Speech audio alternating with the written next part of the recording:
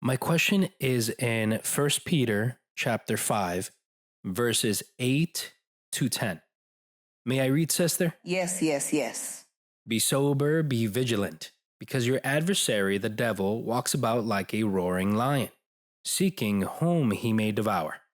Resist him, steadfast in the faith, knowing that the same sufferings are experienced by your brothers and sisters in the world.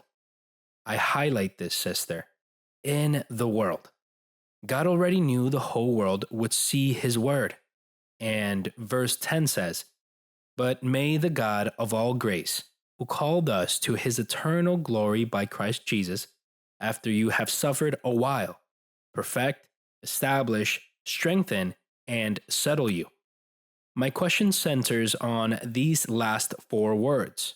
Sister, please help us understand how God himself perfects us, establishes us, strengthens us, and especially what the Lord wants to teach us with this word settle. Thank you very much, sister. All right. The apostle's desire is expressed here in verse 8, which says, be sober, be vigilant. To be sober and vigilant doesn't mean I should stay awake all night. Instead, it means I should always be alert, reading the Bible, attentive to the Lord's doctrine, mindful of God's path, and watchful of my way of life. I should question myself, am I pleasing God or am I not? So that's what it means to be sober and vigilant, because your adversary, the devil, walks around like a roaring lion, seeking whom he may trap into sin. That's what the devil does. Therefore, the verse says, resist him, steadfast in the faith. We must resist the devil, drive him away, and banish him from our presence with our good way of life, with our faith, with our trust in God.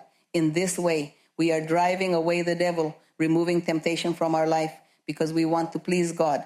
And since we want to please God, the devil must flee from us. And it states, resist him, steadfast in the faith, knowing that the same sufferings are experienced by your brethren in the world. But may the God of all grace, who called us, he will help us when he sees that we are obedient, that we love God, and that we want to please him in everything. What does God do with us? Immediately it says that God perfects us and strengthens us, fortifying and settles in us a perfect spiritual stability with him, with our God. That's the promise God makes. If you want to please God and you do please him, what does God do with you? He blesses you, supports you, takes care of you, and guards you. That's what God does with us.